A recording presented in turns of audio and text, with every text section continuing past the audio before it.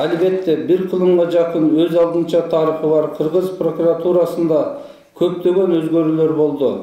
Бирок мыйзамдуулукту чыңгоо, ага кызмат кылуу бардык доордо негизги милдетибиз болуп сакталып, Кыргыз прокуратурасы өлкөдөгү мыйзамдуулукту, укук тартибин коргоп келе жатат. Өлкөбүздүн мамлекеттүүлүгүн бекемдөөдөгү прокуратура органдарынын маанилүү салымын жана көп жылдык тажрыйбаларын эске алуу менен жүргүзүлүп жаткан укуктук реформада башка мамлекеттик органдардын катарында биз дагы ар тараптуу өнүгүүгө жетүүбүз керек деп баса белгилейм.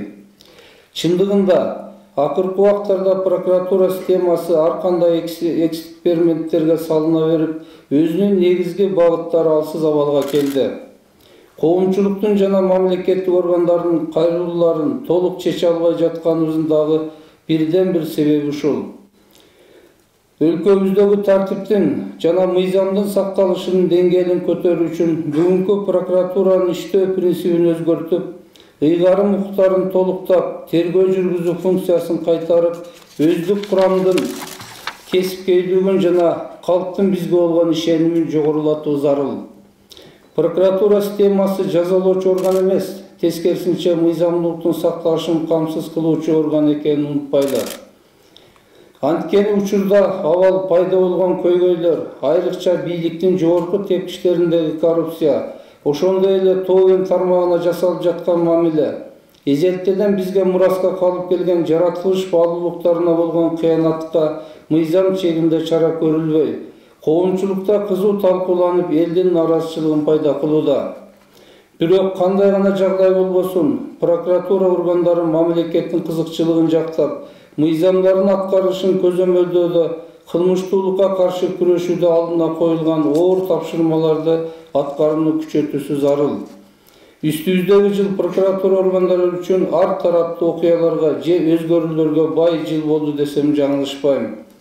Аларга негиз катары башкы прокуратурада ишкерлердин укугун коргоо боюнча жаңы бөлүмдүн ачылышын, прокуратура органдарына электрондук документ жүргүзүүнүн толугу менен ишке киргизилишин жана Кыргыз Республикасынын прокуратурасы жөнүндө жаңыланган мыйзамдын кабыл алынганын айтсак болот.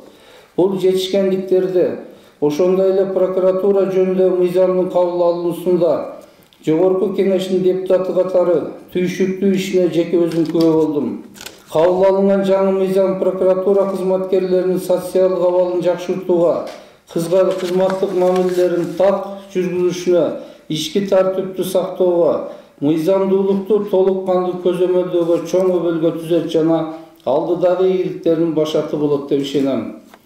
Бул өткөн мезгилде бардык күчүбүздү жумшап, көздөгөн максаттарга жетүү үчүн өзүбүздүн таза жана адилет ишибизди көрсөтүп, адам укугун корголушуна, жерибиздеги тынчтыкты сактап, экономиканы жана мамлекеттин мындан ары өнүүсүнө өз салымыбызды кошобуз деген үмүттөмүн.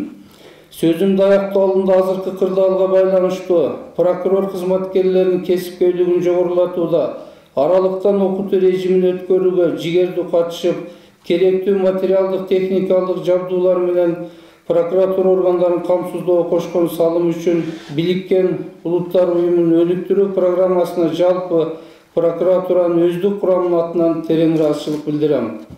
Урматтуу кесиптештер жана биздин ардагерлер, сиздерди дагы бир жолу Кыргыз Республикасынын прокуратура кызматкеринин күнү менен чын дилимден куттуктайм. Сиздерге жана үй бүлөңүздөргө бакубат жашоо, бекем ден соолук каалайм. Кесиптик майрабыңыз кут болсун. Ишиңиздерге ийгилик, урматтуу кесиптештер.